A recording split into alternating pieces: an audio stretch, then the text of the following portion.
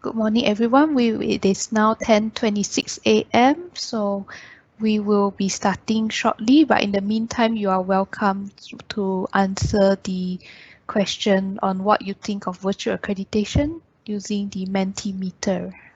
Okay, so these are some of the results from the Mentimeter on what you think of virtual accreditation. So yes, indeed, it is. I think we will all agree that it is indeed a better option due to the current situation. It is interesting, it is convenient, and yes, once we have been given this option, some of us will prefer virtual accreditation, the new norm. And indeed, physical processes of accreditation can be adopted into the online approach. It is good and convenient, especially during COVID. Indeed, it is a safer option for all of us. Yes, it is efficient, it is cost saving. Yes, and also, of course, we acknowledge there are some limitations, of course, with virtual accreditation compared with physical accreditation. And yes, a very good point here, although it's more popular, it's also needing to ensure the credibility it is assured. And okay, it is now 10:30 a.m. sharp, so we shall start.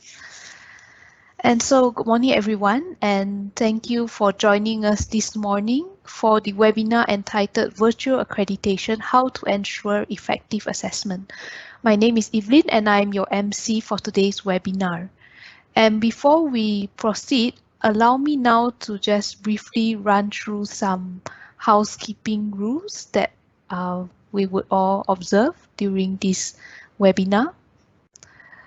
So I hope you could all see the screen here, which is the webinar netiquette. So during the webinar, please ensure you switch off your video camera and your microphone all throughout just to minimize any disruptions. And also, as we hear from the presenters, you may have questions. So any questions and clarifications, they will be addressed after the presentations by the moderator. And so for this webinar, we'll be using Pigeonhole Live. So Zainal will later post the link to the Pigeonhole where you can ask your questions, or if you have no questions to ask, you can see what others have asked and you can vote for which question you would like to see answered by the panel. And we will also appreciate if you could indicate the name of the panel whom you would like your answer to be your question to be answered by, just so the moderator can assign the questions to the presenters accordingly. And for your information as well, today's webinar is being recorded. So at the end of the session, please ensure you end the call and leave the meeting so that we can complete the recording. So thank you, Melissa, for displaying the housekeeping rules. And so before we hear from today's presenters, allow me to briefly introduce the organizing body, which is the Self-Accrediting University Subnetwork. And I'm delighted to announce that today is our first webinar organized in line with the new normal. And the Subnetwork was established in 2018 and comes under the umbrella of MyQAN, which is the Malaysian Higher Education Institutions Quality Assurance Network. This subnetwork consists of 18 universities that have been conferred with the self-accreditation status by the Malaysian Qualifications Agency, the MQA. And in line with the objectives of this subnetwork, which includes providing a platform for sharing of good practices, today we will hear more from our presenters on how to ensure effective assessment during virtual audits, which has indeed become a new norm due to the COVID-19 pandemic. And today our webinar will be moderated by Professor Dr. Hanim Salleh, and allow me to give a brief introduction before I hand over the time to her. Dr. Hanim currently represents University Tenaga Nasional, UNITEN, as the Deputy President of the Malaysian Higher Education Institutions Quality Assurance Network, MyQAN. She is also the Chairperson of the MyQAN Self-Accrediting University Subnetwork. Dr. Hanim holds a PhD in Sound and Vibration from the University of Southampton, United Kingdom. She is currently a professor in the Department of Mechanical Engineering as well as Director of the Quality Advancement Center at UNITEN. Dr. Hanim has worked in Uni 10 for more than 20 years. She has held various academic leadership positions, including Head of Department, Deputy Dean, and Senate member. She is also an accomplished researcher, having authored many publications and winning more than 25 national and international invention awards in the area of vibration, energy, and mechanical design. I will now pass the time over to our moderator for today, Dr. Hanim. Over to you, Dr. Hanim. Okay, thank you very much, Miss Evelyn from Swinburne University of Technology, Sarawak. Assalamualaikum warahmatullahi wabarakatuh, and a very good morning to our distinguished speakers and all the participants. I would like to welcome all viewers. I've been informed that we already have more than 300 participants, and we also have participants from UIGM Indonesia. So hopefully we're gonna have a good sessions this morning. And with our title, Virtual Accreditation, How to Ensure Effective Assessment. Okay, so this topic is very much relevant to us, of course, due to this COVID pandemic. Maybe the panels and participants can also argue or debate with this title, you know, whether you want to go synchronous or asynchronous. So perhaps we're going to listen to the speakers after this. And we are honored to have the three speakers.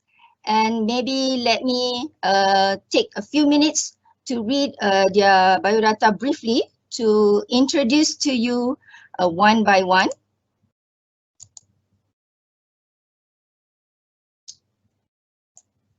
Let me just maybe put up the slides.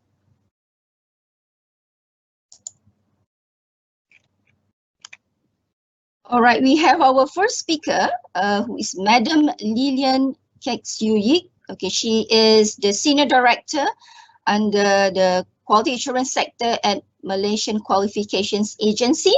She is responsible for overall operations of the institutional audit and 4 divisions that oversee the accreditation of programs offered by all institutions of higher learning in Malaysia.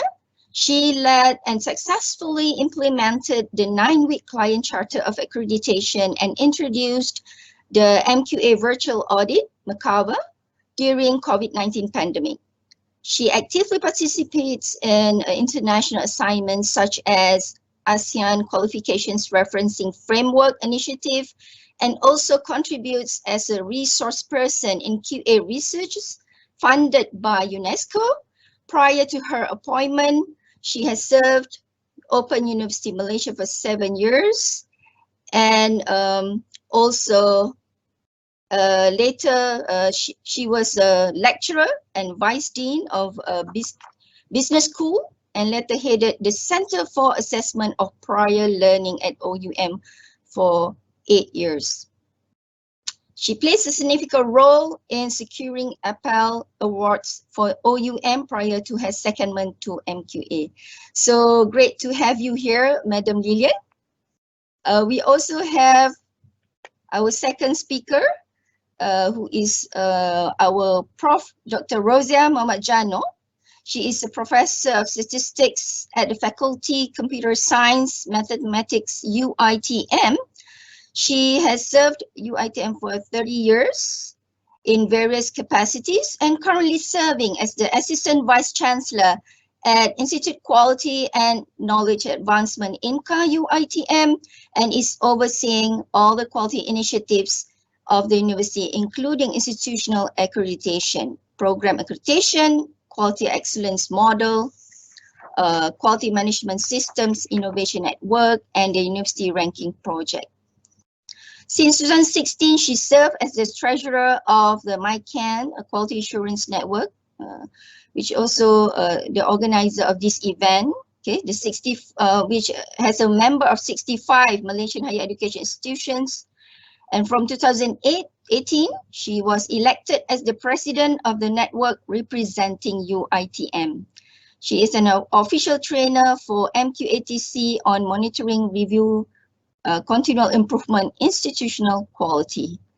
So we also great to have you with us, Prof. Roziah. And our third speaker, okay, last but not least, is Dr. Khairul Hamimah binti Mohammad Jodi. She is a senior lecturer at Cluster of Education and Social Sciences. She started her career in 2000 at Tun Abdul Razak Institute of Technology, ITAR, followed by Tun Abdul Razak University and UNITA International University. She started her employment in OUM in 2014, and until now she is a permanent member of CHES. She is the program director of Islamic Studies with Education, the coordinator for the general subject MPU courses, and the course leader for the courses of Islamic Studies, especially in the Usuluddin field. So Dr. Hamimah is also a member of the Malaysian Institute of Islamic Studies, Institute of Higher Education in the Ministry of Higher Education, Malaysia, a General Studies Evaluation Panel MPU, MQA, a panel review for journal books, and an editorial member of SNET journals. She also has the membership of the National Dawah Council and a member of the Islamic Psycho-Spiritual Society Committee in the Unit of International Consultation and Relations. So great to have you with us as well, Dr. Khairul Hamimah. So we do have these three speakers that's going to give us a slightly different perspective. So make sure you stay tuned throughout this webinar. All right, so let us move on with our next slide. Next slide, basically. So maybe some of us are not aware of MQA already conduct this virtual audit, what they call as MQAVA. So perhaps you would like to listen from our first speaker, who is Madam Lilian from MQA itself. You know, what is this MQAVA, Madam Lilian? Why MQA introduces this, and maybe a lot of institutions would like to know how can they prepare for this. Is it similar to our normal accreditation? Is it hybrid? Or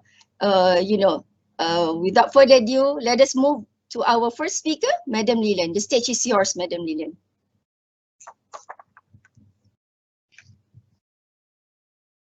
Thank you very much, Prof. Hanim. Before I start, could I just very quickly do a sound check? Could you hear me clearly? Thank you very much. Thank you, Prof. Hanim. Very good morning to all the participants. Thank you for joining us today in the webinar series. My name is Lilian, and I am the Senior Director of Accreditation at the Malaysian Qualifications Agency, MQA. Before I start, let me take this opportunity to thank MyQAN, the self-accrediting university Subnetwork, for inviting me to be a speaker in this webinar series. So without further ado, let me just share the slide. One moment, please.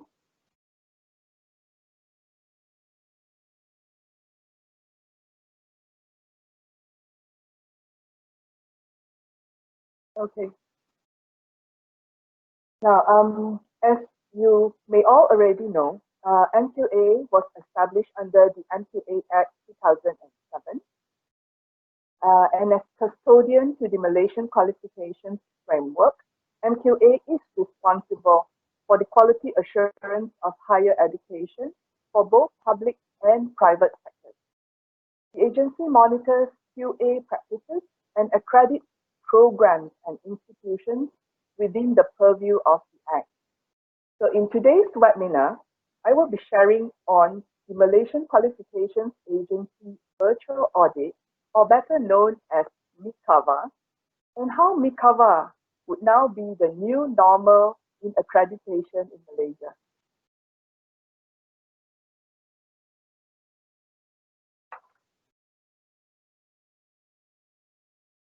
When the pandemic COVID-19 set in and the movement control order was made, the announcement of the movement control order was made on the 18th of March 2020, majority of the operations at MQA were quite affected and had to be ceased.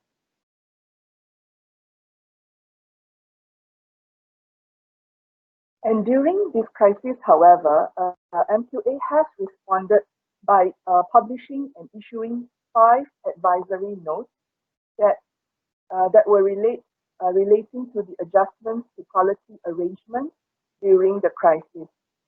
These responses were made with the intention to assist and to empower the institutions of higher learning in addressing and handling the teaching and learning during the COVID time. At the same time, there were also 9 issuance of notifications and updates on the services and operations of MQA. MQA has also shared advisory notes from 15 of the professional bodies with regard to the pandemic and the movement control order as well. All this information on the advisory notes, notification, and advisory notes from the professional body can be found on the MQA website, which I will share at the end of the slide. During the pandemic, the accreditation visits or audits that were scheduled had to be postponed as to minimize the risk of the officers as well as the panel from traveling and visiting the institutions of higher learning for the purpose of accreditation.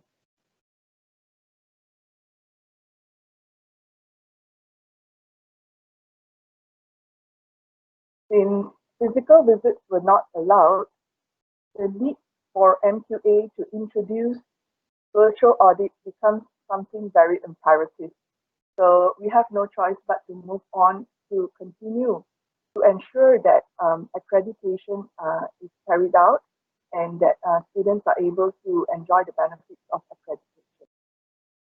And that was why MQAVA was introduced. Now, what is MQAVA? MQAVA is the virtual audit. It is an institutional audit approach that uses a combination of online technology-assisted applications for the purpose of MQA accreditation.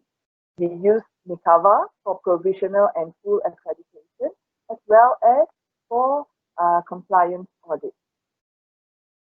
MQAVA is conducted remotely, whereby during the evaluation exercise, all communication that happens between the parties involved, such as the higher education providers, the panel of assessors, as well as the MQA officers, the communication takes place online in their respective locations without individuals being physically present at the HEP's location during the audit.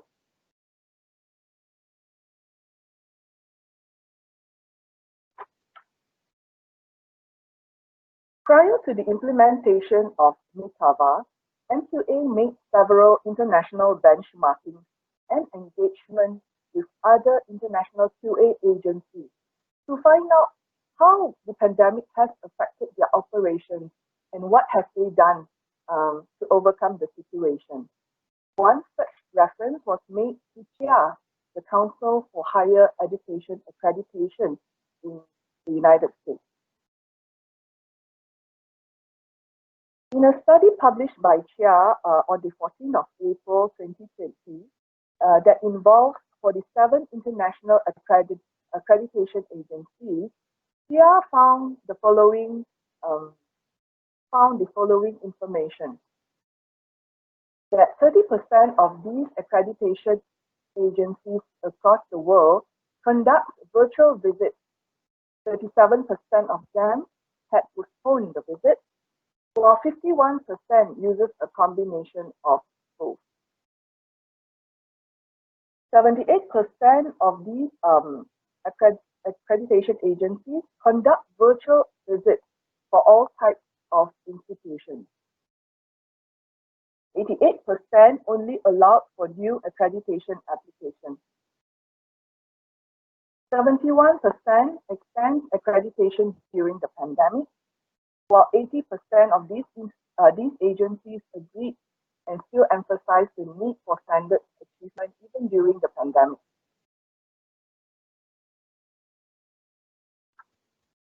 There were also other references made to international agencies, such as the Hong Kong Council for Accreditation of Academic and Vocational Qualifications, the Japan University Accreditation Association, JUA, the Accreditation Organization of the Netherlands, Badan Akreditasi Nasional Perguruan Tinggi Indonesia, as well as INCA, the European Association for Quality Assurance in Higher Education. MQA would like to record our appreciation and thanks to the agencies and organizations involved during the engagement sessions with MQA during the June and July month this year. The objective of MQA during engagement was to find out what and how the QA agencies are dealing with the pandemic situation and how has it affected their operations. We were also interested to find out if they were also into virtual audits as well. From the engagement sessions that we had, we were able to conclude that some of these agencies were at the verge of preparation towards virtual audit. We had an experience shared by one of the agencies that had the privilege to be using the virtual audit. So the agency had actually shared about the challenges that they face while implementing accreditation using the virtual audit. So we were very privileged to be learning from these so that we are better prepared when MQA wants to implement the MQAVA in Malaysia. Now, before we introduce MQAVA and after the engagement sessions that we had, MQA actually did a survey among the institutions of higher learning in Malaysia. 188 respondents actually participated in the survey on MQAVA. We were interested to find out if institutions in Malaysia, they are ready for MQAVA. And the following are our findings. 80% of the institutions in Malaysia agreed to MQAVA for accreditation during MCO. 68% institutions claim they were MQAVA ready. That's actually quite good news to us. 87% agreed to continue MQAVA even post MCO. And the top 3 choices for MQAVA by the institutions of higher learning were Google Meet, Microsoft Teams, and Zoom. The institutions also highlighted several concerns that they have with regard to MQAVA. In the survey, these institutions outlined that they were concerned about the preparation of additional documentation that's required through MQAVA. Were there any additional efforts that's required when physical visits are changed to online visits? The survey also recorded some concerns relating to internet stability, where in areas where internet has low connectivity, MQAVA may be an issue. And the execution of the accreditation very much depends on how stable the internet is, because everything is conducted online. The need for internet stability becomes something very pertinent. And there were also some security issues highlighted with regard to how secure is MQAVA, or how much can we trust the document sharing online. So these were some of the concerns that we picked up during the survey that we had. Now the respondents were also shared with us some of the suggestions on how MQAVA could take off. and some of which they would love to have guidelines, clear instructions and guidelines on how MQAVA is to be implemented. Some institutions also requested from MQA that training be held before they actually embark on MQAVA. And the third one, most of institutions required more time, despite being MQAVA ready, requested for more time in order to prepare the documentation for the purpose of the online audit. And some suggested that the audit visits, be staggered according to the need and the purpose.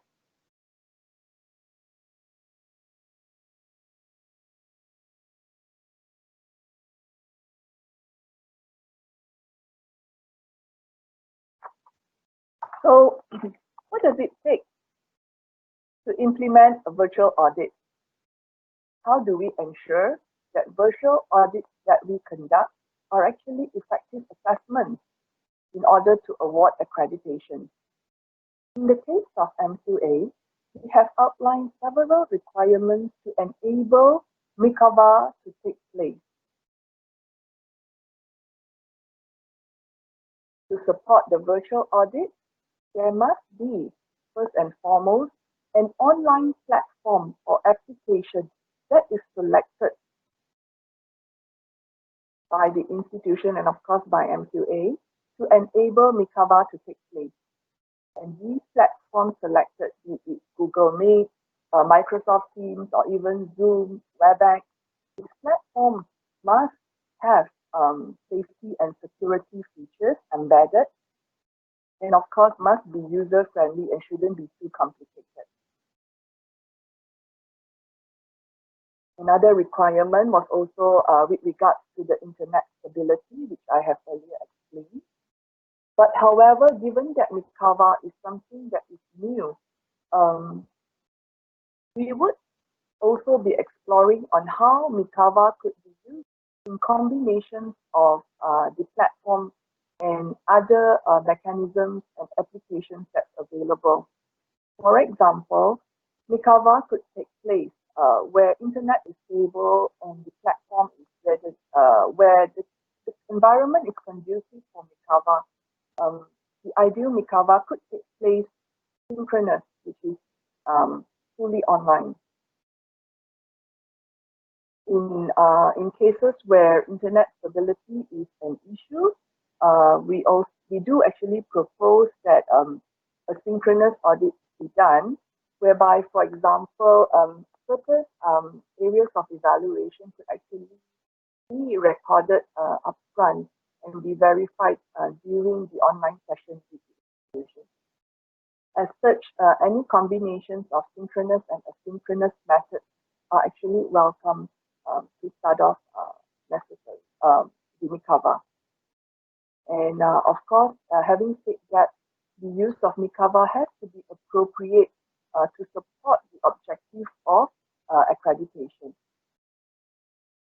The second factor that we look for in order to enable MQAVA is the readiness of the participants. When we say participants here in this case, we would mean the higher education providers, the panel of assessors, as well as our own MQA officers.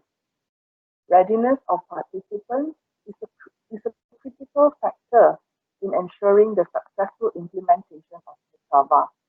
In order for MQA to carry out MQAVA, there must be consent of the parties involved.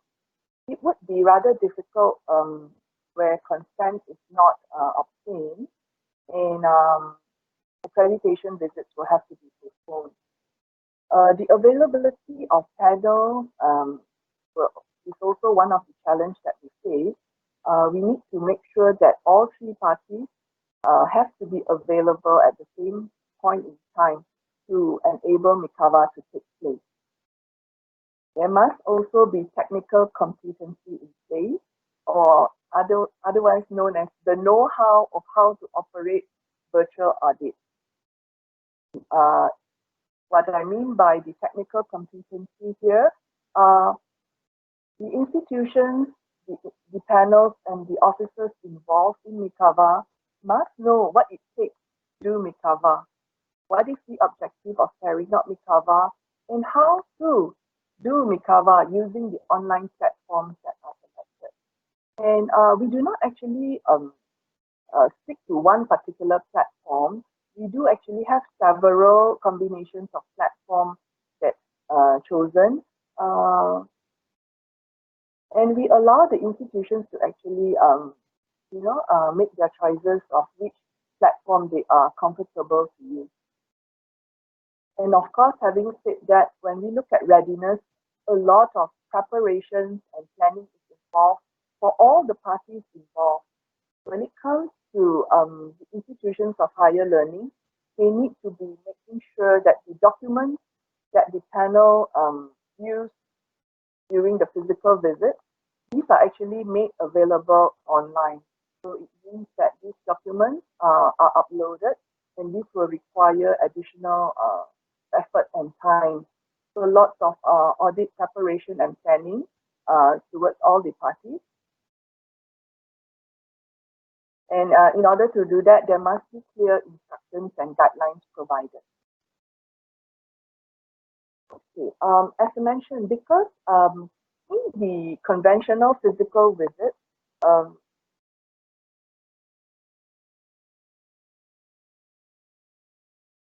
they are able to select and pick documentations that are on the site. You know, they could just handpick whichever documents they would like to see. However, in a virtual setting, this can become quite challenging because the panel and officers are not on site. Therefore, there must be items or documentation uploaded to enable the assessment to be made by the panel. MQA has outlined that 21 items must be prepared in addition to the documentation submitted during the submission application. And finally, one of the factors that is very pertinent to enable MQAVA to take place is actually trust and integrity.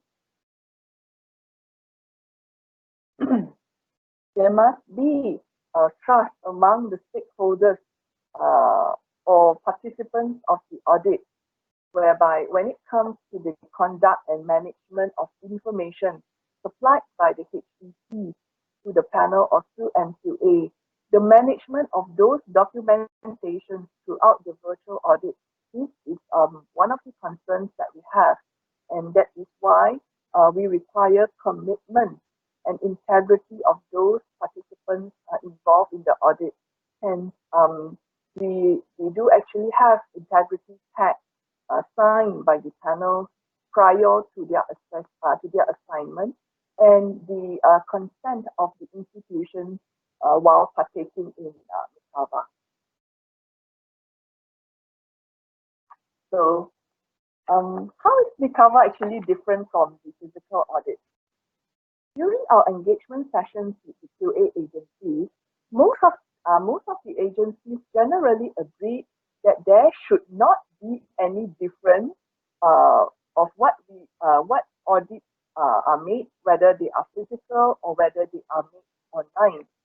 However, MQA has made slight adjustments and modifications to the existing accreditation procedures to enable MQAVA to take place. The slight differences come in the form of the types of documents to enable the types of documents that were uploaded and shared. We have also introduced a coordination meeting prior to the actual MQAVA visit. The coordination meeting is held between all the parties involved so that in order to prep all the parties and to ensure that they are ready before the actual MQAVA visit. And in comparison to the physical audits, where interview sessions, class monitoring, and facility verification could be done on site itself, when it comes to MQAVA, these sessions are probably replaced with other methods such as recording and also asynchronous, other asynchronous methods. So Prof. Hanim, I'm just checking if I am on track. Yeah, you still have 2 minutes. Okay, all right, great. However, we would like to emphasize that whether given it is a physical or MQAVA audit, compliance to the regulatory policies and standards, as well as the quality assurance principles still remain. Okay, we shall move on. Now, how does MQAVA actually work? Just to give you a snapshot of how MQAVA procedures are, during the conduct of the MQAVA, MQA becomes the host of the session. There is no recordings allowed during the session, and there need not be any recording because, as mentioned in the physical audit, we do not do any recording, so there shouldn't be any need to do so when it comes to an the virtual audit. There must be, like I say, the principle of trust and integrity when it comes to conducting virtual audits online. However, since the participants of the accreditation process, be it the students, the lecturers, the head of programs, we must ensure that their identity, they are who they claim to be. There must be an identity check of the participants before they actually come on board the MQAVA assessment. And MQA provides the link to the participants only a day before the actual MQAVA meeting takes place. This is also part of the security features that we are trying to embed in the virtual audit to check to verify the authenticity of the participants, as well as to ensure that only the valid participants can actually enter the process of the audit. Before the MQAVA session actually begins, the participants can actually log on to do some self check or sound check or visual check before the actual session takes place. And one of the requirements that we will need the participants of MQAVA to do is to turn on their webcam and camera throughout the session. This is to make sure that nobody fell asleep during the audit session, or to make sure that we are able. We need to see somebody's face there. Otherwise, we'll be talking to who's at the back of the camera, right? So this is also one of the security feature that we have, and of course, as we are all exposed to virtual meetings during the COVID or pandemic session, right? I think we have all become experts of Zoom meetings, of Google Meet. We have instantly become experts of online teaching. So, and I think experience teach us that sometimes it can be quite distracting having audits online when probably someone forgot to mute their microphone, or or there are distractions on the background. So these are things that we try to have etiquette in conducting virtual audits. So Sorry. these are things that, yeah. Sorry to interrupt you. Can you conclude? Okay. So as such, MQA has published guidelines. Just one more minute and one more slide. As such, in order to better help the institution through MQAVA, MQA has produced guidelines to the implementation of MQAVA for the various purposes for full accreditation, follow-up audits, as well as compliance audits. And these guidelines and briefings will be provided to the institution prior to their participation in MQAVA. And to conclude, as of yesterday, the 14th of October, we have managed to complete a total of 57 programs through MQAVA, of which 45 were full accreditation visits, 7 follow-up visits and 5 compliance audits. MQA will be carrying out a survey on the implementation of MQAVA and would strongly encourage feedback from all those participants.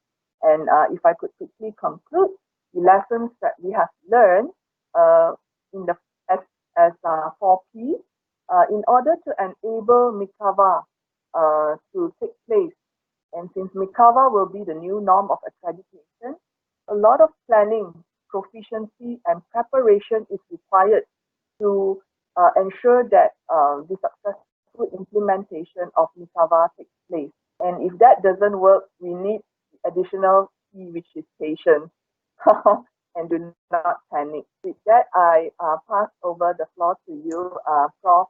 Hanim. Yeah, okay, great, excellent. Thank you very much, Madam Lilian. I think a lot of people want to know more, but we're sorry that we have to stop your session. There are a lot of things that maybe can be summarized from the presentation. So maybe a little bit I want to recap from the presentation from Madam Lilian just now. We have, she mentioned about actually the virtual accreditation or virtual audits. MQAVA by MQA is a combination of online technology assisted application. So it's not too rigid, isn't it? It's more of a to ensure that the accreditation is still achieved its objective. With the 57, wow, that's a lot of programs that have been gone through this MQAVA. I think more to go. We hope that it's going to be a very effective one if you compare with the normal ones. Yeah, maybe 3 important points that she mentioned about is the online platform and applications. So make sure the institutions have that readiness of participants, trust and integrity. She also highlighted the 4 Ps just now at the end of her presentation on the planning, proficiency, preparation, and patience. I think that is one thing. If you have a problem with the technical, it's going to be a problem for both sides, isn't it? So we really hope that this MQAVA can be something that all other institutions need to be prepared of, and also maybe some institutions like self-accrediting universities, they also want to learn a lot from MQA, how they actually handle the virtual audits. All right, I guess we already have the pigeonhole for all the questions. I can see a lot of questions now coming up to Madam Lilian, but maybe some of the questions are also pertinent or also can be forwarded to other panel. For example, somebody asked about the perspective of an auditor or assessor. So I think because of that as well, we are moving to the second speaker. We want to call the Dr. Khairul Hamimah. She is the assessor of MQA who actually experienced this virtual audit. So we want to listen from her. What is her perspective? How does she conduct these virtual audits? Maybe we take a look at the advantage, disadvantages, if there are any specific area of assessment that she wants to highlight that the institutions need to focus on, and maybe some tips while doing or conducting the virtual audits. So Dr. Khairul Hamimah, are you ready? So I pass to you. So the stage is yours. Okay, thank you, Prof. Okay, just hold on. I want to share my slide. Okay. Prof, can you see my slide and my sound? Yes. My voice? Okay, thank you. Yes.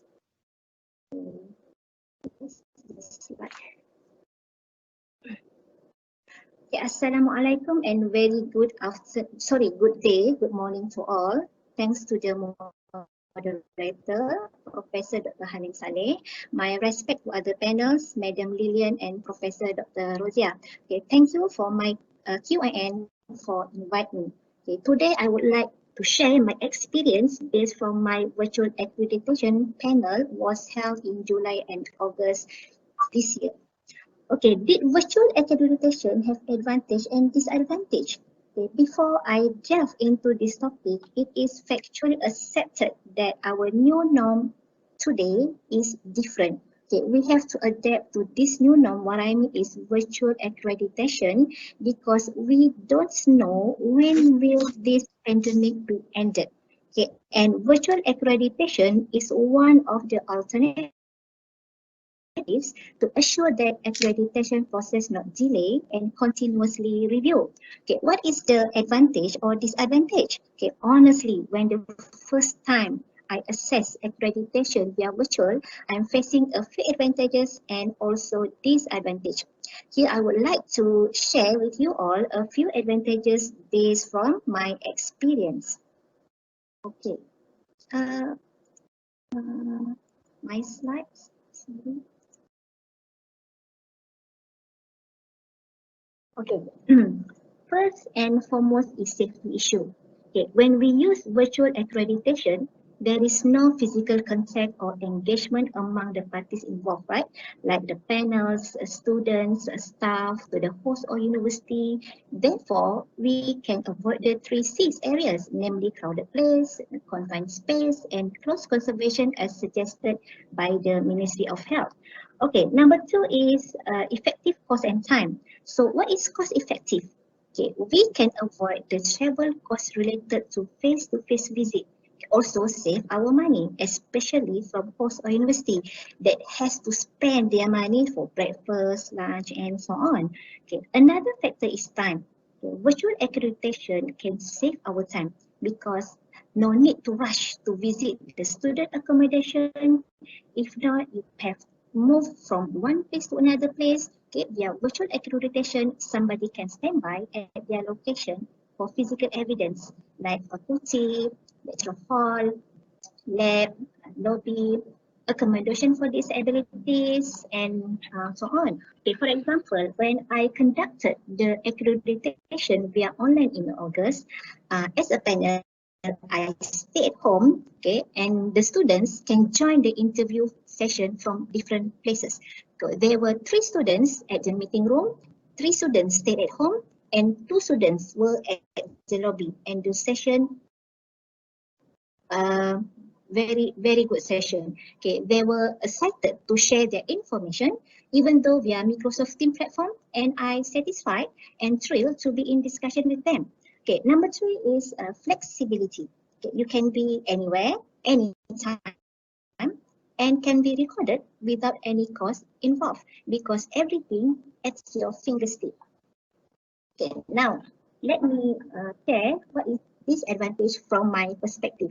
Okay, number 1 is limited. Okay, I feel surrounding is limited because of you can't see your surrounding, especially when your camera not function well or not clear, because you can't closely capture facial expression, eye contact, or body language, and so on. Okay, number 2, about technical problem. Okay, I will share about internet connection because during the process they maybe internet connection which makes you lost in the discussion. Okay, some like funny, but I have to admit that I find a little bored, but sometimes, only sometimes. Okay, for example, during the interview session this is for one group, everyone was waiting for someone to start first. As the assessor began asked to the question, no one voluntarily responded to my question, and I have to decide who should answer the question. And when someone was answering the question, I have noticed that some were not paying attention. Okay, what is number 4? Okay, number 4 is control. Okay, we cannot control the situation. Okay, this happens during the interview session. This is another group. Okay, sometimes all participants wanted to talk during interview. And I remember there was one session that one respondent was talking non-stop. I know he's good and he want to share his experience. But as the panel, you have to use your discretion to stop and give a chance to others to answer. Okay, uh, number 5, camera turn off. Okay, some of the participants turn off their camera. So you feel like you're talking alone because of no image in front of you, just you and your laptop. And I feel not satisfied with this condition. Okay, number 6 is time zone. Okay, time zone will become an issue if it involves 2 or 3 different countries other than Malaysia. Okay, there is a university offer training program, right? So for example, you need to interview an international student who is in their country. Okay, so we have to find a suitable time to conduct an interview session to ensure all parties involved in the process of this accreditation. Okay, let me see. Specific area of assessment. Okay, when we want to assess one program, we have to assess this all area. Okay, area 1 about program structure, curriculum design. Okay, area 1 are program education outcome, program learning outcome, course learning outcome, table for credit hours, and student learning time.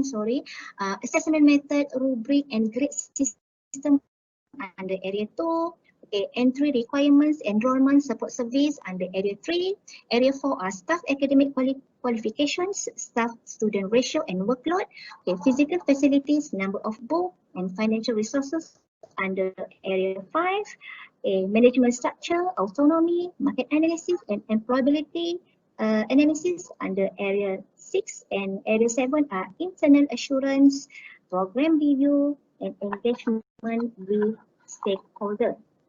Okay, all assessors for me can be assessed because their documents can be scanned and can submit via email.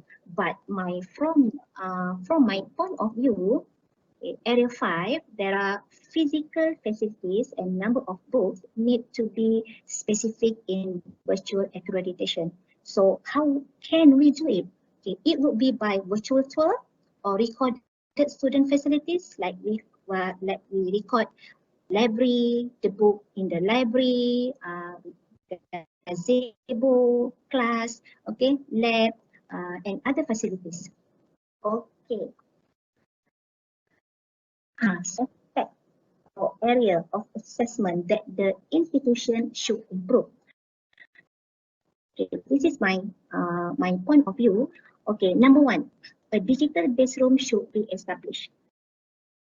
Okay, prior to the meeting, a digital base room should be established that contains the normal accreditation, related documents that will be available in a face-to-face visit with access instruction communicated to the team.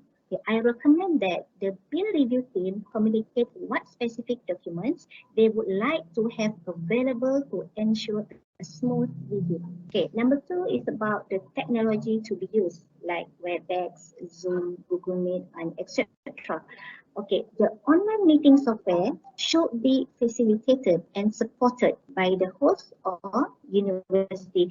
The university will set up all meetings in accordance with the agreed upon agenda. In addition, the digital platform should be tested by the university and all peer review team members in advance of the virtual visit.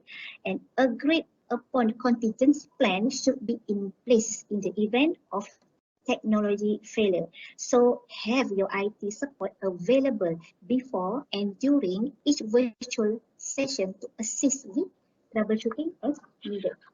Okay, and number 3, a virtual tour of the facilities. Okay, a virtual tour of the facilities should be included as part of the visit. Okay, this should include a live walking tour that can be supplemented by a pre-recorded tour. The assessor may request to view certain spaces such need to see labs, okay, need to see lecture hall, need to see exam security for exam unit, where exam unit put their final exam, how the security they use. Okay, so the university should be prepared for request to view space. Okay, number 4 about room equipment.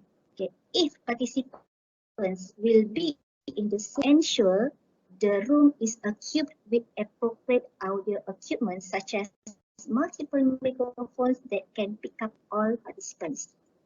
Okay, let's go. Number 5, reserve separate meeting rooms. Okay, for concurrent, reserve separate meeting rooms to allow the teams to meet with groups separately at the same time. If your visit has multiple virtual meeting rooms, provide clear instruction on the agenda regarding which room each meeting will occur in.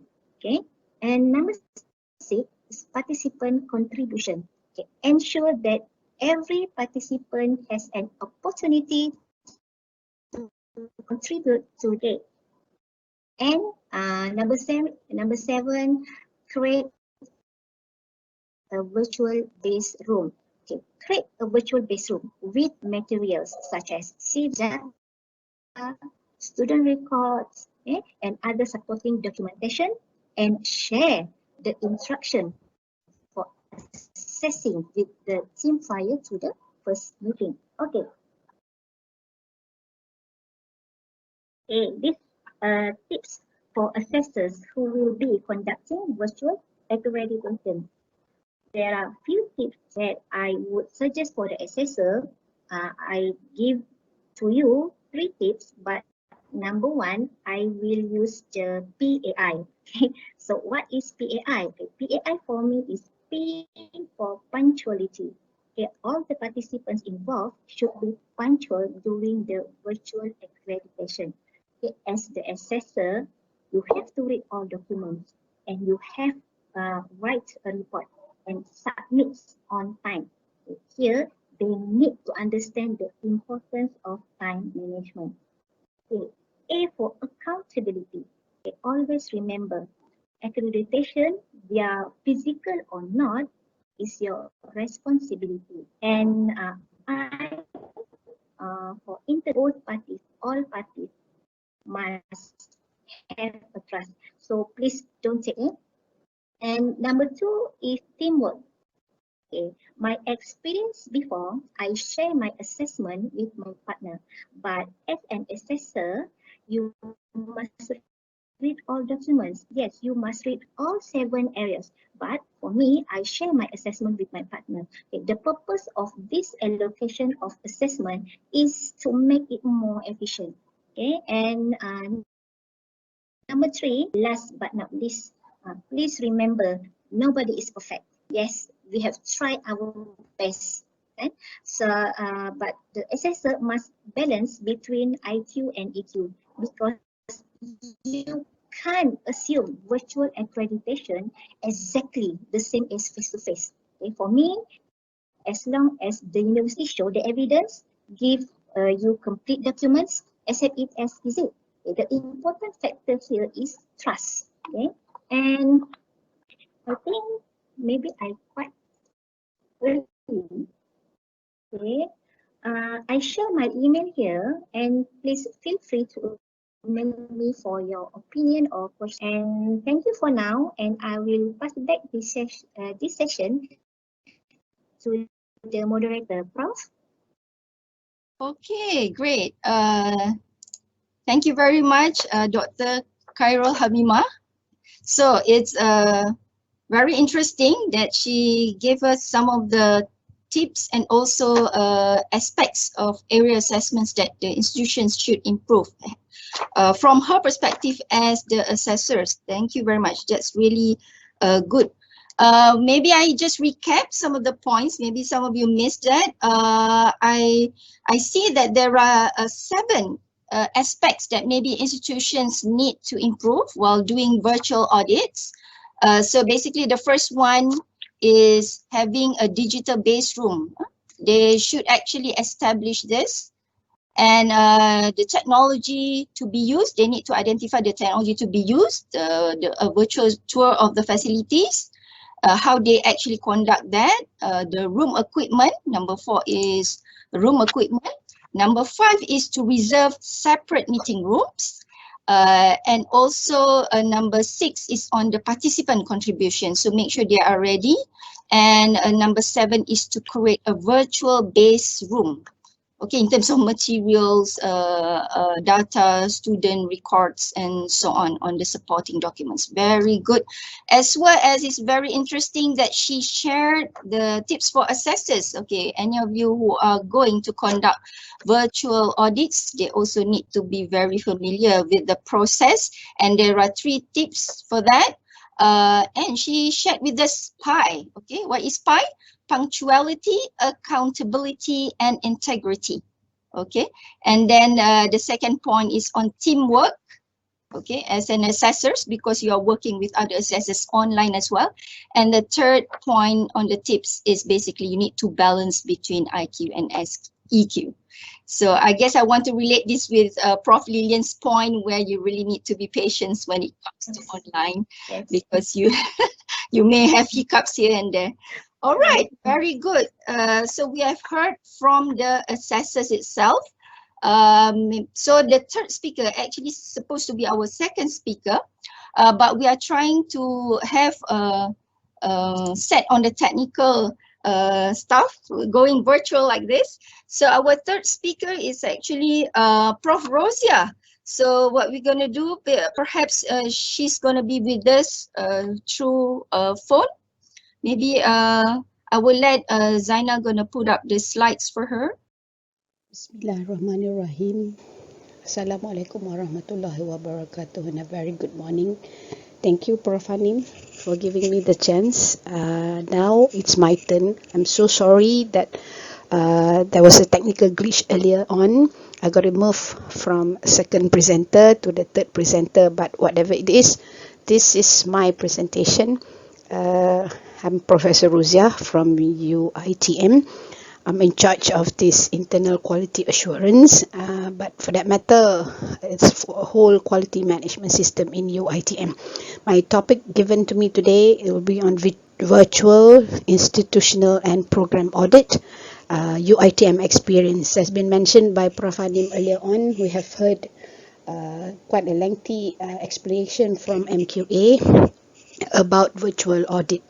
But what I'm going to share with you today is basically what and how UITM, being the largest public university in Malaysia, handles not just quality program assurance.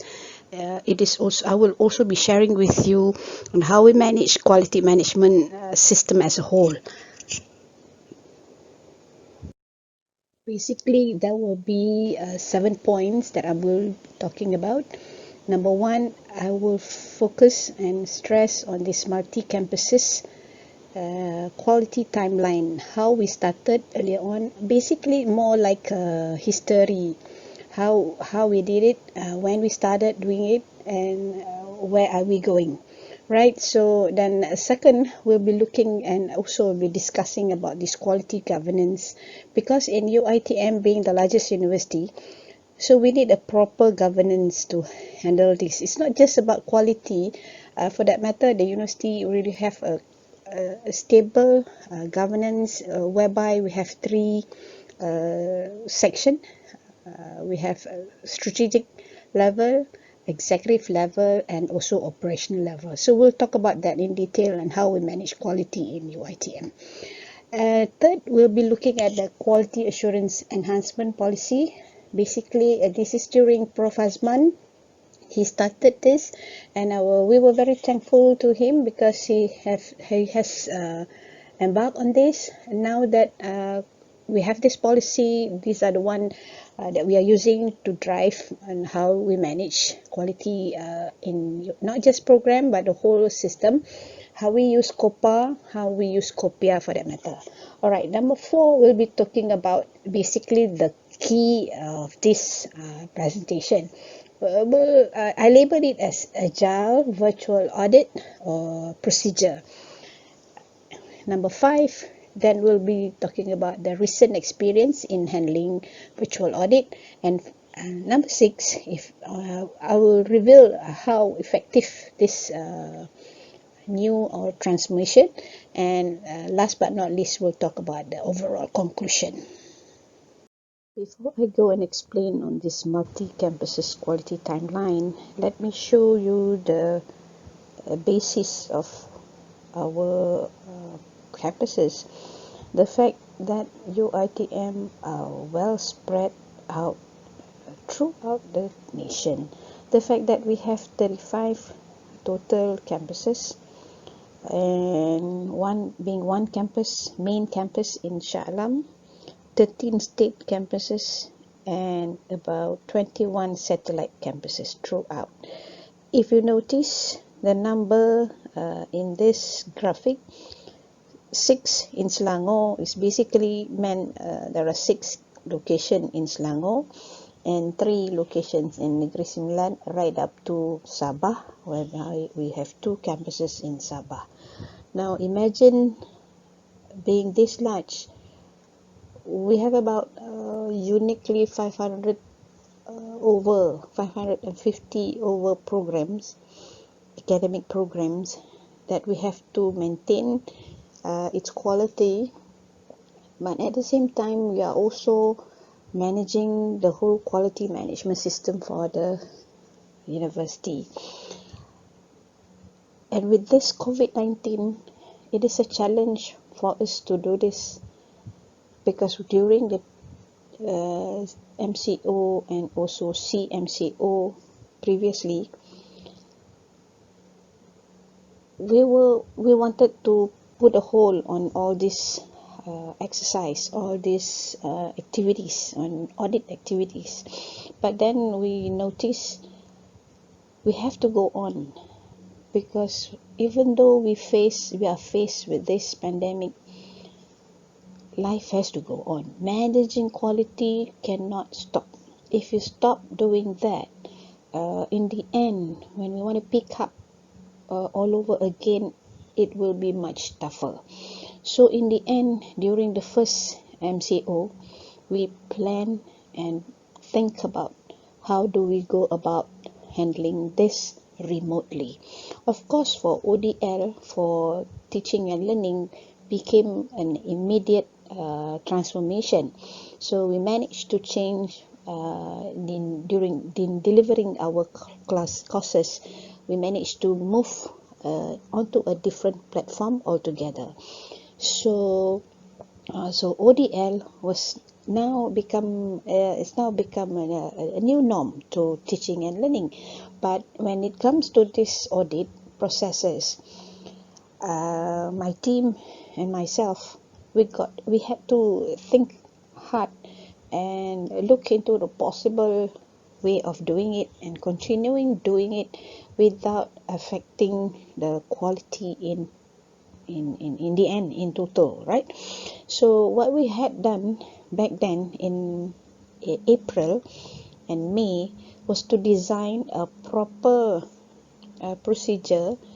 How do we go about handling this audit at multiple locations, multi-sites, and at the same time taking care of health of not just the panel, taking care of panels and also the auditee when we handle the audit.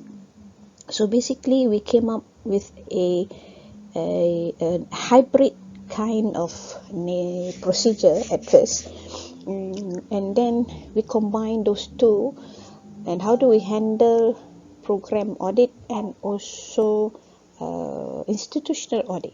Because bear in mind, being different, having different campuses altogether, we cannot just focus on the program itself. So we manage the audit by using COPIA to look into how the campuses are being run. All the 9 areas in COPIA has been the standard on how we do our audit for multi-campuses. So this was started way back in 2011. So all in all, it is a challenge for us to make sure quality assurance for our programs, and also the system itself, the quality management system itself. Let me start explaining about this quality timeline in UITM. I put up here 6 points, and the remaining 5 points will be on the next slide. We started in 1984. Basically, that's when ITM brought in KMK, Quality Meningkatkan Mutu Kerja. It's basically to inculcate the culture of improvement within workspace. But then between 1984 right up to 1999, things are moving like as usual. But when it came to 1999, there was an initiative to change or transform ITM to UITM. So in the end, in 1999, we were announced as University Technology Mara, in short UITM. After which we embarked in what we call a transformation project P2000, and one of those 72 agendas that we have to work on back then was quality. So one of it is quality initiative for the whole UITM, and the fact that I've shown you earlier, UITM was actually not that 35 location yet. It was at least one campus in each state. So we got to manage quality properly, and out of that, one team within that transformation project was assigned to look into that, and fortunately I'm one of those, and we went around asking and getting and collecting gathering data, and we managed to then decide the fact that UITM must go for ISO 9001-2000. So that was the reason why back then we had a separate certification for each faculty and each campuses. And it was a daunting task, but in the end we managed to got all certified in 2003. After 10 years of having separate certification, in meantime we do transform to ISO 9001-2008. Then we change to consolidating those certification into only one for corporate certification, and the rest of the faculty and campuses were no longer certified separately, so they were not having any certification. But then INCA, led by Prof Hazman, then decided to have what they call external review, whereby all campuses and faculty to go and not to say benchmark, but to follow what MQA put in as COPIA, Code of Practice for Institutional Audit. So all campuses and faculty then was managed, or the quality was managed via COPIA, all the 9 areas.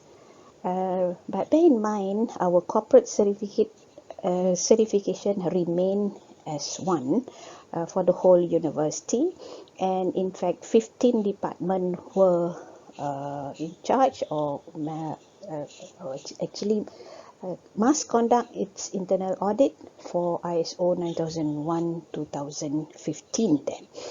After which in 2016,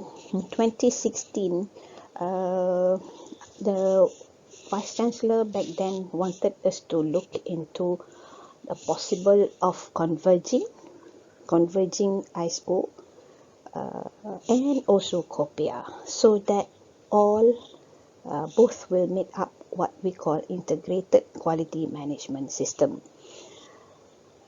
But then again, there was also a directive for us to focus on operational excellence, to manage costs and also resources. So there was a separate initiative on OE, but this idea of converging ISO and COPIA was put on hold. But then after end of 2016, we brought that idea again in 2017, which I will later explain in the next slide. So in 2017, so we received the self-accrediting status. So back then, we are now we are responsible to conduct our own program accreditation on our own. So with that, we have our unit, internal quality audit. So we have a director managing that under INCAL.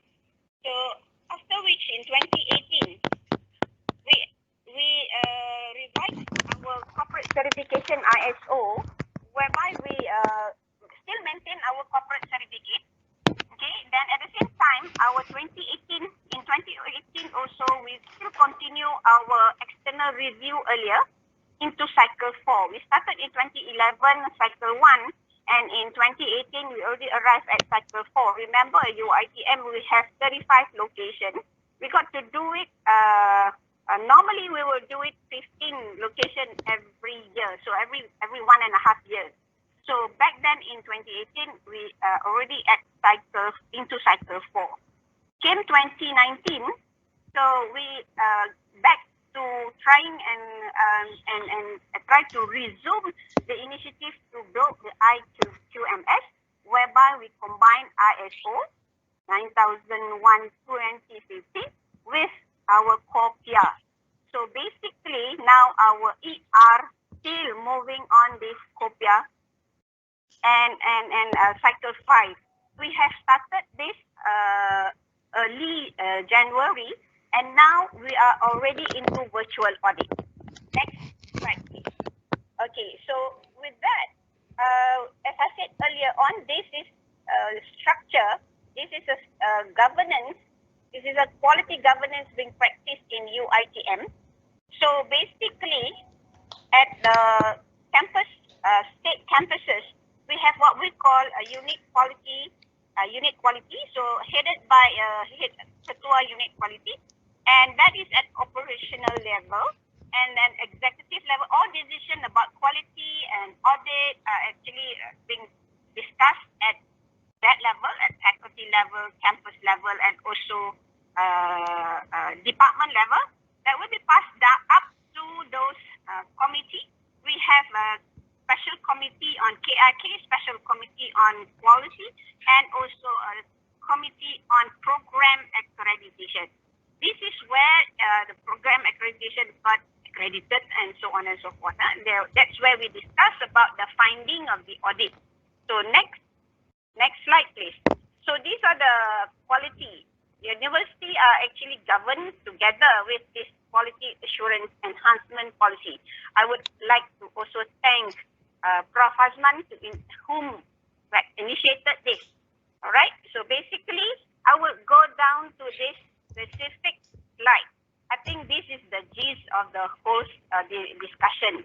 So basically, as an experience, so I would like to share this with all of you. What I'm putting here is actually a procedure, how we handle this virtual audit.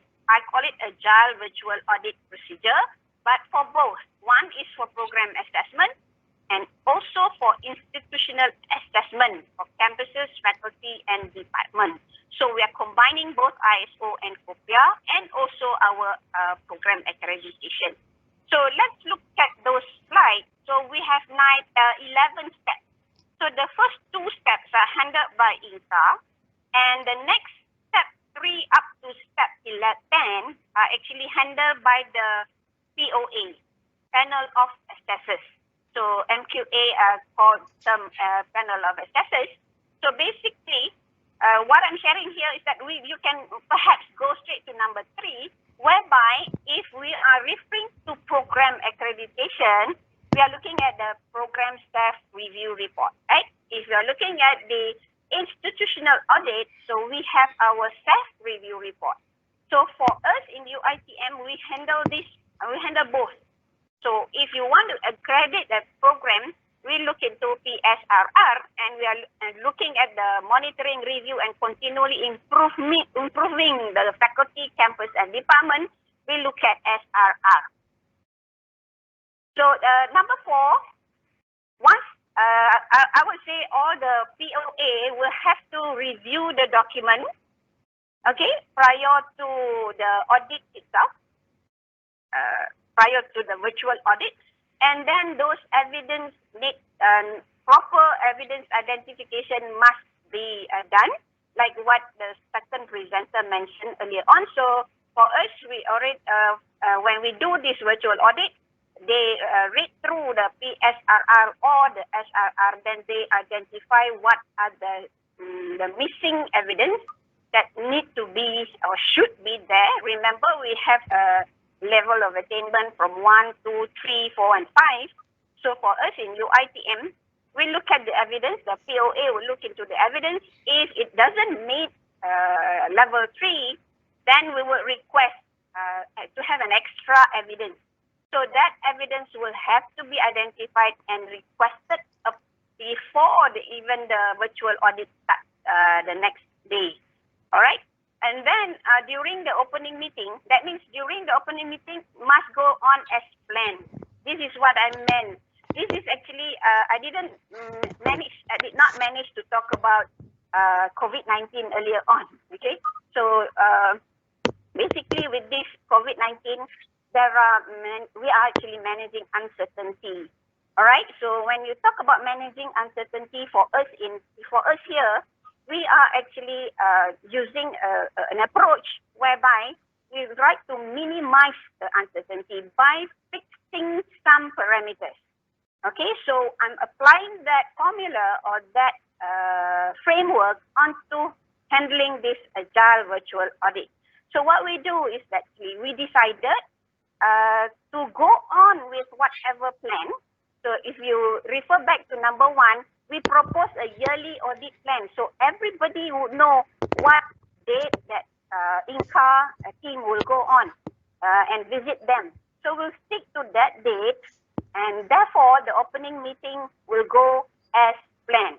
If it is planned for today, in fact, there is actually an audit now going on in Sarawak. So we go on with that plan, that date, audit plan. But then the one that we allow to be agile or flexi will be the exit meeting. So the opening meeting remain as planned. Then we go on to prepare the virtual base room, like what Dr. Hamimah mentioned earlier on. So for us, we also have this virtual base room, but for us, we go specific to G Drive and also Google Classroom. For our institutional audit, we use G Drive, and for our Google Class and for our IQA, we use Google Classroom. So this is where they share all the documents required, all the evidence needed, and it's all being parked there. So the POA will be able to evaluate those evidence and give them marks. Okay, at the same time, at number 7, there is actually virtual interview. For us in UITM, under INCA, so we use various platforms. So we use Google Meet, Zoom, WebEx, and of course you see the Microsoft Teams. All right, and also virtual site visit. Virtual site visits are later done by live feed video. So I have an example later on, perhaps later when I get to that slide to show you, Zainal can play the video there, right? And now step number 9 is actually a semi-automated evaluation and reporting systems. We have for our institutional audit, a system built in, we call it ERIS, and for the IQA is our Google Drive system. All right, but basically that supports our agile virtual audit. And finally, we have this flexi exit meeting. So take note, recent because of this CMCO, very recent CMCO, we have an audit run last 3 days, okay, for one faculty, and we managed to stop we managed to end. We managed to end and conduct the exit meeting after 3 days as planned. But for the second session, second department that we handled yesterday, we did not manage to end as planned, but we allow the exit meeting to be extended to the next 7 days or 14 days, or as and when the CMCO are being lifted up. That was why I mentioned we call it agile. So we are actually looking at how best should we support the department. Okay, so we are not forcing or making them work, but at the same time we are actually very supportive in that sense. Or step number 11 is our CDL-CQI, looking at presenting finding at relevant committee. This is actually our closing the loop. All right. So next slide will be, this is some experience. This is some experience. The next 5 minutes will be just sharing this some recent experience. So Prof. Hanim mentioned to me how many program audit that we have run virtually. So basically, I would say we have done one hybrid. When I say hybrid, means there's a mixture between full online and full virtual, and also the auditors are actually not, they can see each other. So INCA still has that base room at our office. You can see the right picture there. And then for faculty, we have done 2 institutional audits and also 1 program. So for campus, we have done 1, I mentioned Sarawak earlier on. And basically for the next few weeks, we will have a few more. So this is just to show on my left there is actually an example of how a Google session being conducted. All right, and next. Okay, this is an example of virtual site audit. Maybe Zainal can play the one of this example, so Makmal Biology. Please play the video, Zaina, if you can. This is what we meant by this is thank you. This is thank you to UITM Sarawak. They have supplied us this video. The virtual audit is actually still running there, but we are being supplied by this. So I'm sharing this with you so that you know how we handled it. And they also give a description of what has been shown, so that panel from this end can see what has been shown. Okay, so for your information, this panel, this site are actually been identified prior to the opening meeting. So this is when I said earlier on, before the opening meeting, we have to identify where do we want to see, what evidence that they need to show. Then our secretariat from INCA will advise the auditee to actually supply required evidence. This is what they have supplied to us a day before. All right, so Zainal, you can move on. You can stop that. So you can move on. We can share this slide later on if you want, if all participants want that. Okay, let's move on to the next. This is an example of our assessment template used by our POA for institutional audit. So basically, sorry, Prof. Roziah, going for this virtual audit, everything must be easy. So this is one example. All right, this is the assessment template. Next will be the example of assessment template used by POA for program audit. It is slightly different because the nature of the standards are the bigger, right? And now next slide, this is also an experience how much we save on this transformation. So basically, I'm not going to tell you the RM, but basically time costs are reduced, traveling and lodging costs minimized, report generated in shorter time. All in all, I would say we cut down by half of what we used to spend. Okay, that's basically what I can tell, because we are big university, we have 35 locations. We have to send out our auditors, and also we have to invite external auditors to come and view our document and so on and so forth. That costs a lot of money. So now with this virtual audit, we are actually reducing those by half. That is my estimate at the moment. But maybe next year I can give a better amount, I would say. In conclusion, I would say virtual program or institutional assessment or evaluation that comprises of these 5 characteristics. To put those together.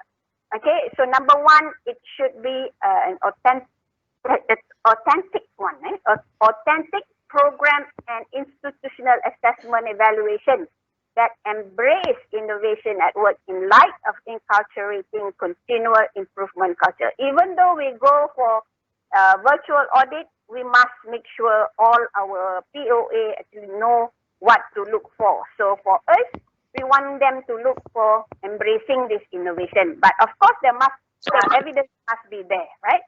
And at the same time, we also perhaps one of the other second characteristic would be accessibility. So accessibility here would mean not just only to affected program owner. When I say affected here, we're talking about this COVID-19 pandemic.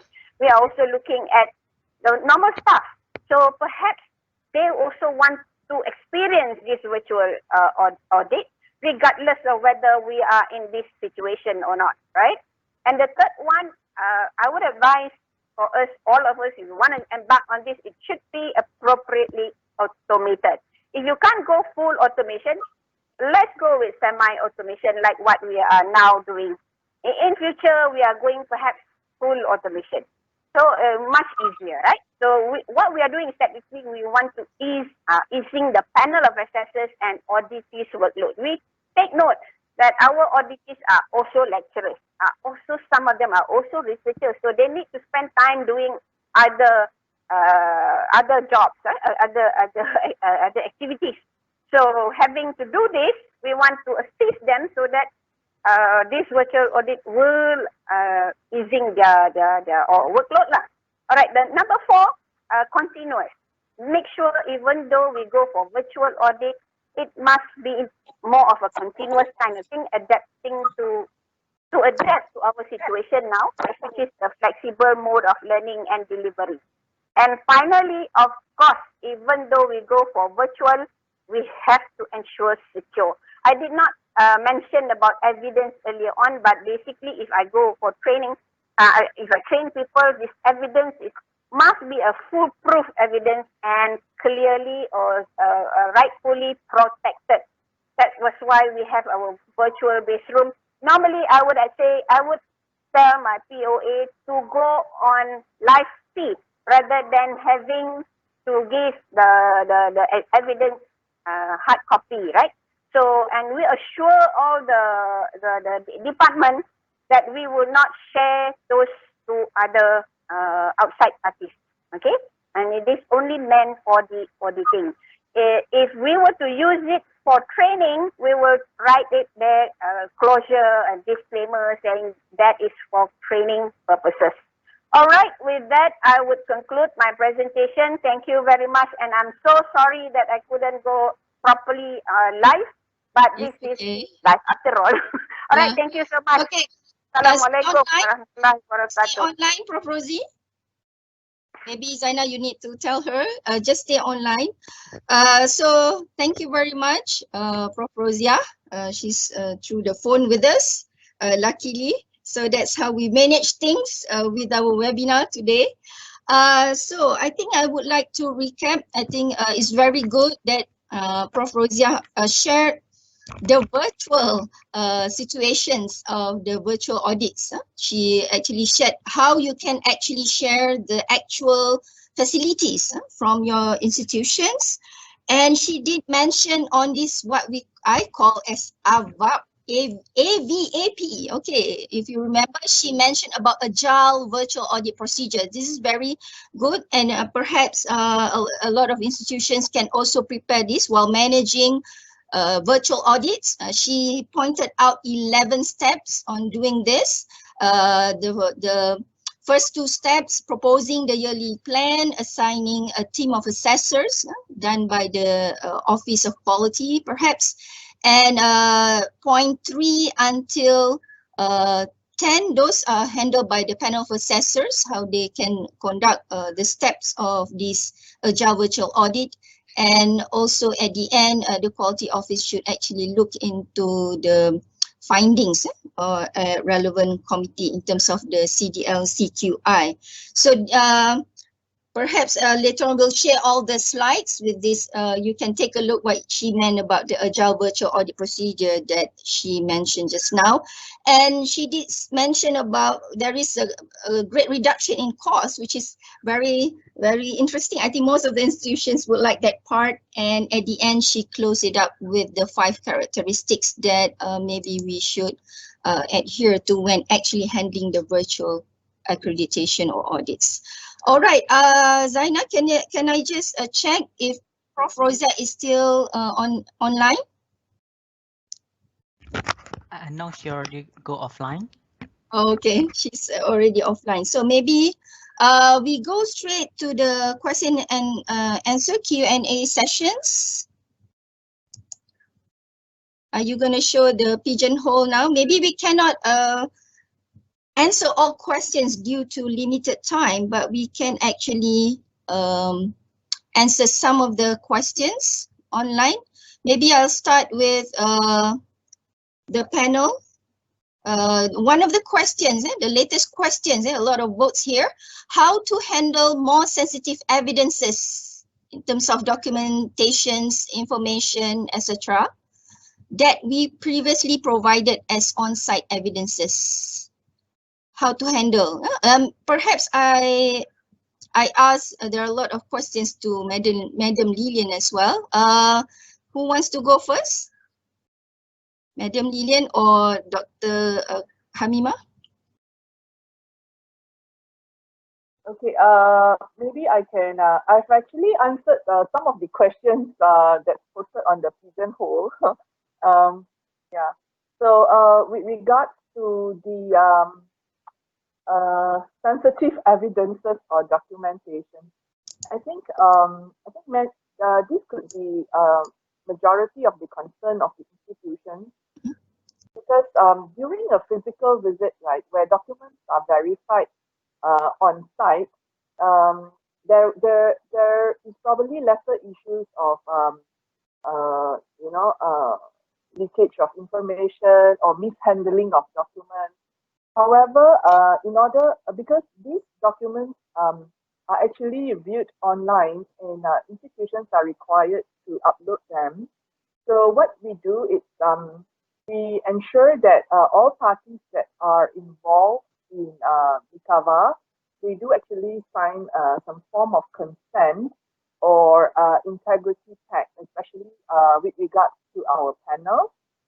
For every assignment given, there must be an integrity pact signed to declare of any if there's any interest or what would I say, we have to declare that there is non-interest in the institution which they are evaluating.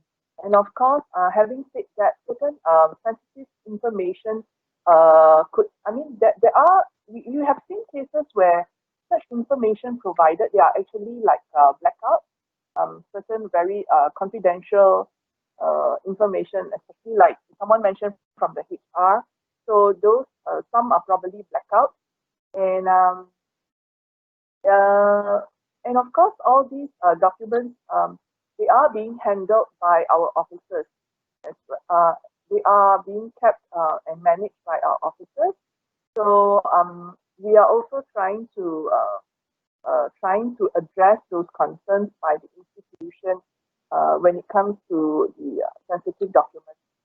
But all in all, as mentioned, I think it boils back down to the principle of trust and integrity and of course commitment from all the parties to make it happen. And in the event there is cases, I think we have procedures within the act to deal with them. So for the time being, we are going by the principle of trust and integrity.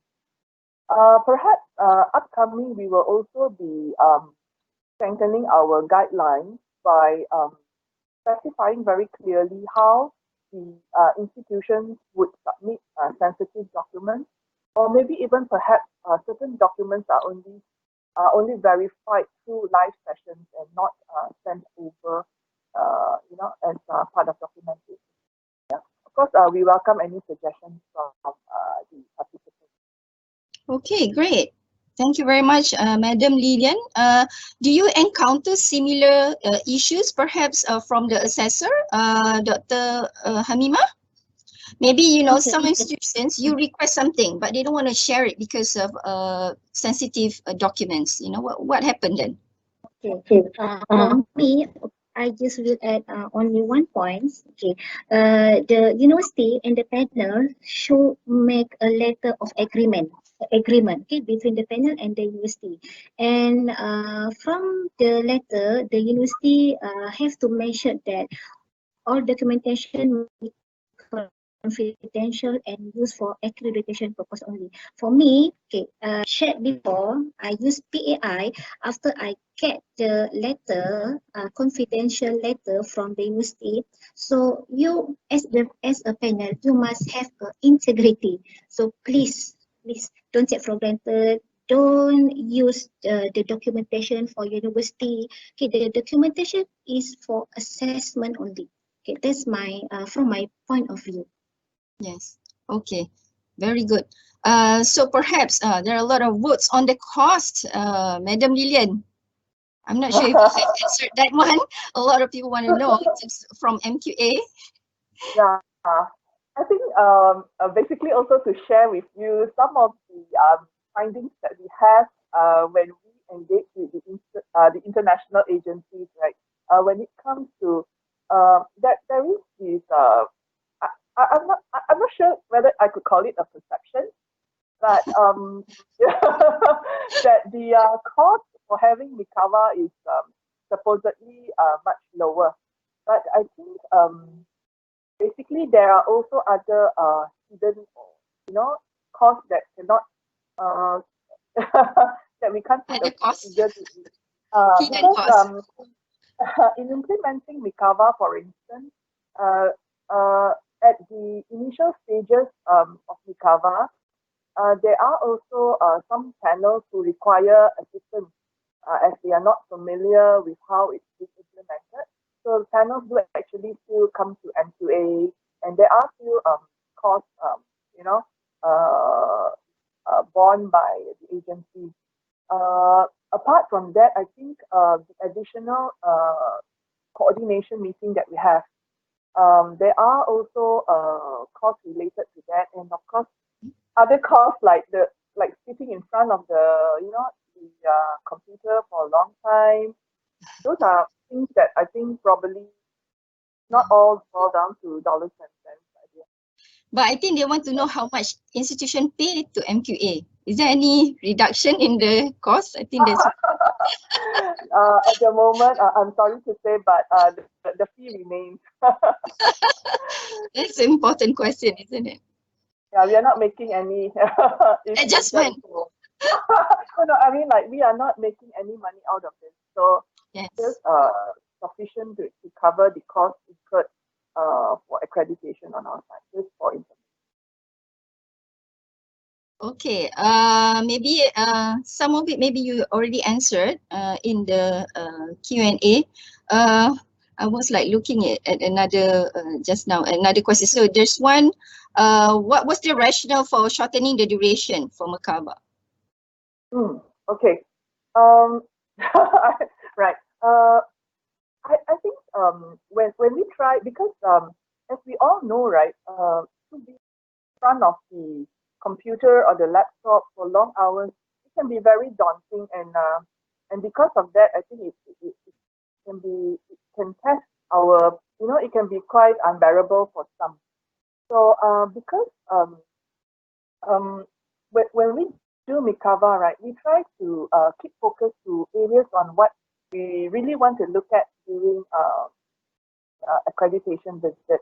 So if we stay focused in certain areas, I think these are based on the institutional profile, or we have been to the institution, there are certain things that we do not require to see or further verify. I think those can minimize.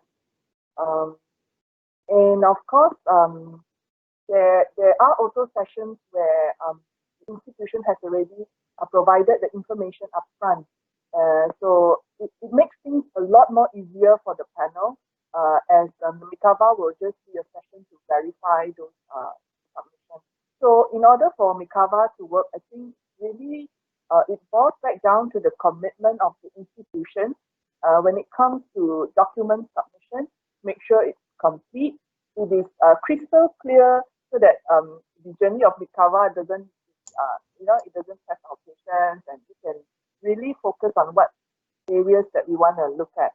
So we always hope that the institutions are our partners when it comes to assuring quality, because it's actually shown in the graduate attributes that they produce. So I think alongside with the institutions, public or private, we are working alongside with them when it comes to QA. Yeah. Okay. So we hope the commitment is also there from the institutions with us. Yeah, maybe I want to hear from Dr. Hamimah, because maybe in our experience, if we do virtual audit, sometimes the assessor need more time because they feel like it's something new and they want more time. Maybe Dr. Hamimah, what's your opinion on this? Yes, virtual audit, yeah. increase the Virtual, duration. okay. From my experience, my time is quite enough, because when university gave me the documents, okay, 2 weeks before the virtual accreditation, and I read. After I read, I just write a report, okay, for 1 week. But yes, you have to admit that you struggle with your time, okay, because you have your own job, okay, you have to go to the university, you have to teaching and so on, and then datang another assessment that you have to submit on time. So that's why I said you have to juggle your time, okay. Yeah. And I agree that yes, Professor, the time is how you manage your time, okay. You must first you must understand that this is your responsibility, and a time is a time. We have only 24 hours. We cannot add to 30 hours a day, okay. So just remember, this is your responsibility, and manage your time wisely. Okay, just quick, maybe while you're online, while you are here, then there's one question on the campus tour. Did you experience campus tour as well while doing your audit? Or did you No. send pictures? No, just send pictures. That's why I give my opinion.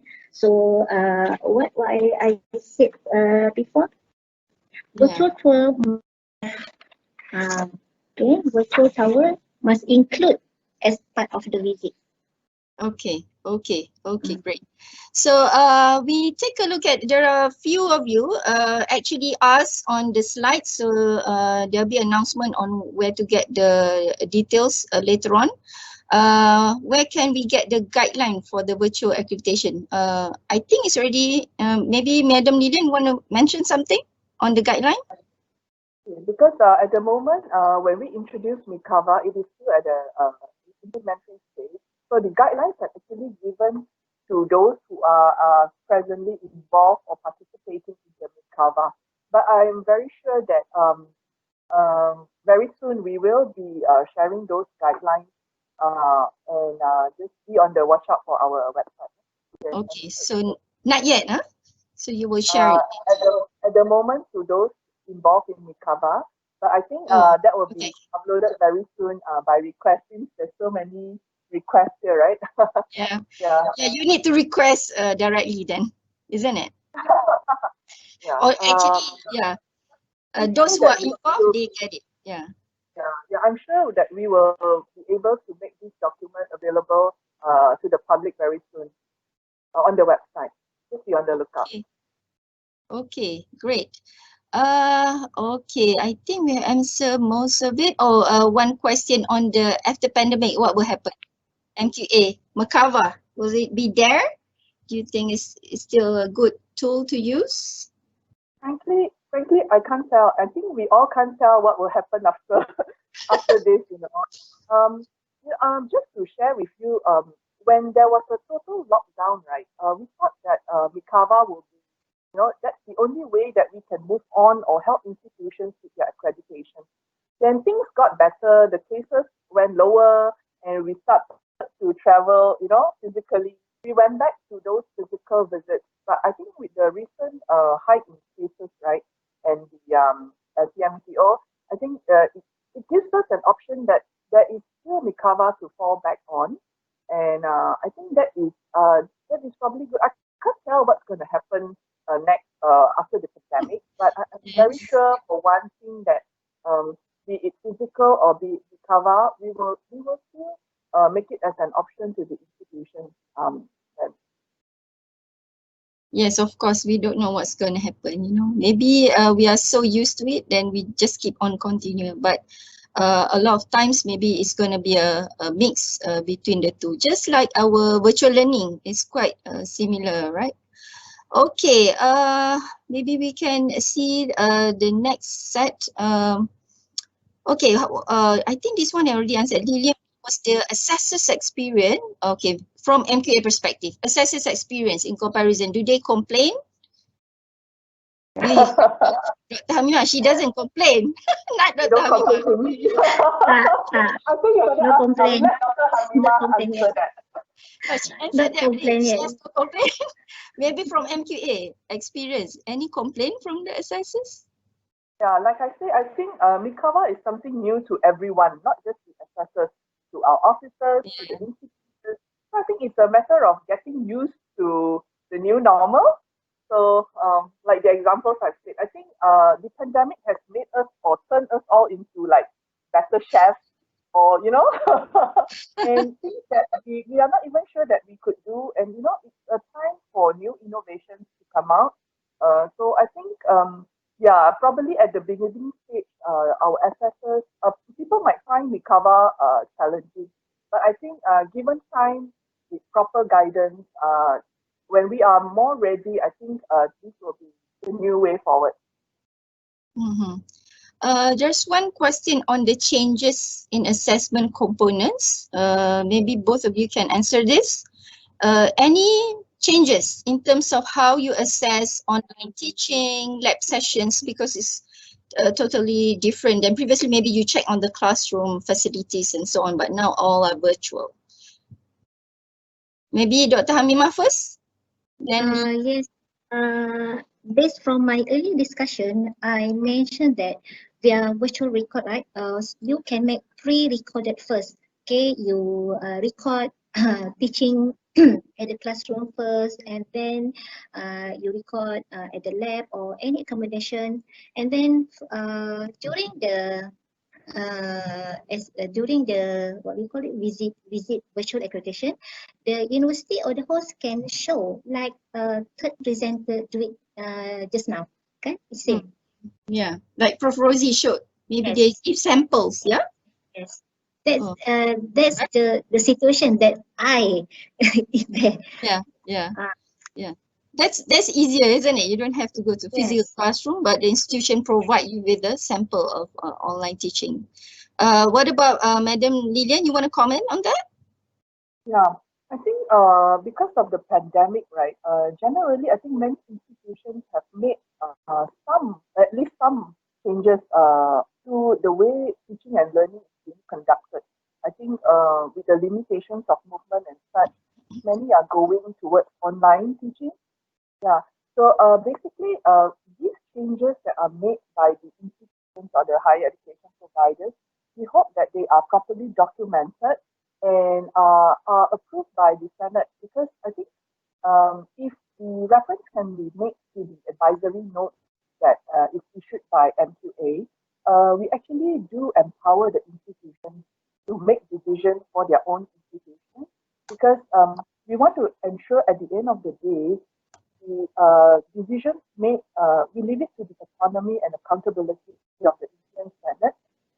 And at the same time, I think what's important here is to safeguard the interests and welfare of the students as well as the academic staff. So this is important as much as how as institutions want to make changes to their current practices. I think it should be properly guided and well documented so that when our panel goes in for accreditation visits, these can actually be shown through evidence. Okay, great. I'm afraid it's already 12:24. So maybe we cannot answer all of the questions. We're very sorry about that. And on behalf of the organizing committee, I'm also would like to apologize for some of the technical glitches that we face. But Alhamdulillah, I think we've done our best to present all the information and share with you in our webinar this time.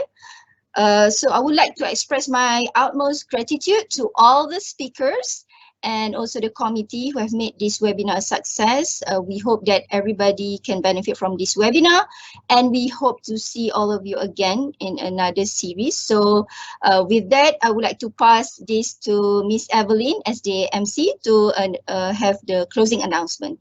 Thank you very much. Evelyn? Yes, thank you, Dr. Hanim. And so thank you so much for all of you joining us for the past 2 hours.